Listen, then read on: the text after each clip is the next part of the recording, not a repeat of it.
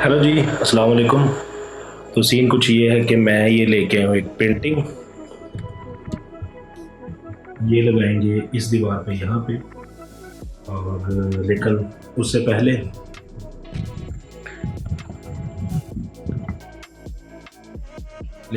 पहले एक इम्पॉर्टेंट बात करनी है, तो उसके लिए थोड़ा सा माहौल सेट कर लेते हैं, तो फिर बात करते हैं।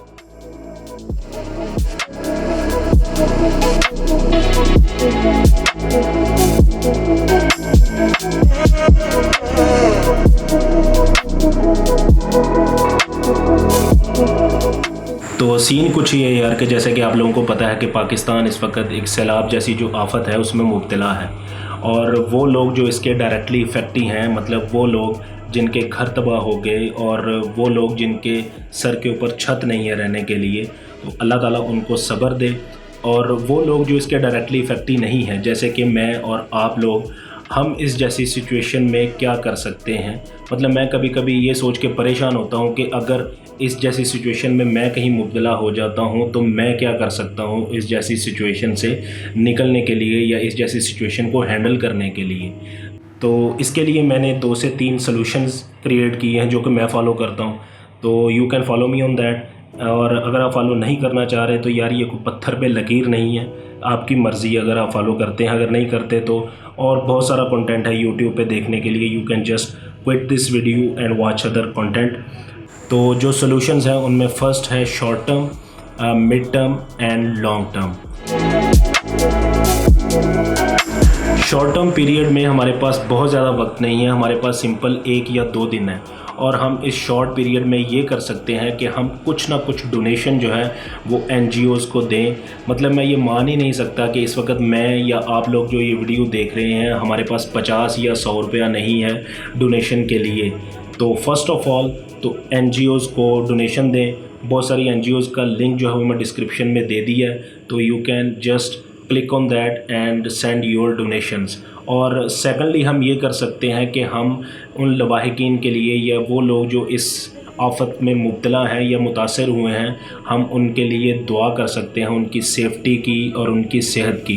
क्योंकि यार सिंपल सी बात ये है कि जो दुआ आप लोग किसी के लिए करते हो तो वही दुआ फरिश्ते जो हैं वो आप लोगों के लिए करते हैं। तो you are getting just free protective shield for your self.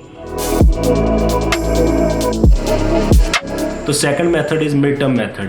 Mid term method में हमारे पास जो वक्त है वो 5 से 6 महीने या साल 2 साल का वक्त जो अरसा है वो है।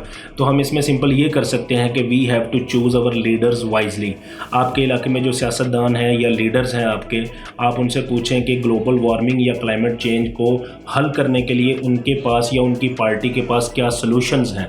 हम उनसे पूछें कि आप लोगों का जो मैनिफेस्टो है या जो मंशूर है, इसमें क्लाइमेट चेंज या ग्लोबल वार्मिंग के लिए उसको कंट्रोल करने के लिए आपकी पार्टी क्या कर सकती है। क्योंकि पाकिस्तान जो है वो इस वक्त टॉप 10 कंट्रीज़ में है जो कि ग्लोबल वार्मिंग या क्लाइमेट चेंज से सबसे ज़्यादा मुतासिर हो रहे हैं।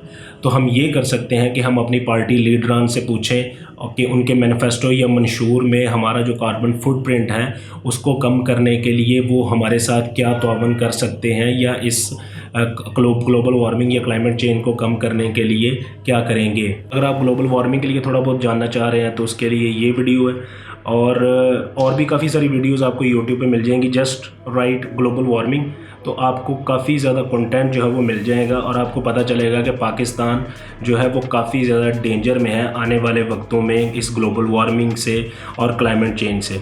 और ये जो सैलाब हैं, ये जो ज़लज़ले हैं, ये इसी ग्लोबल वार्मिंग और क्लाइमेट चेंज की वजह से ही है।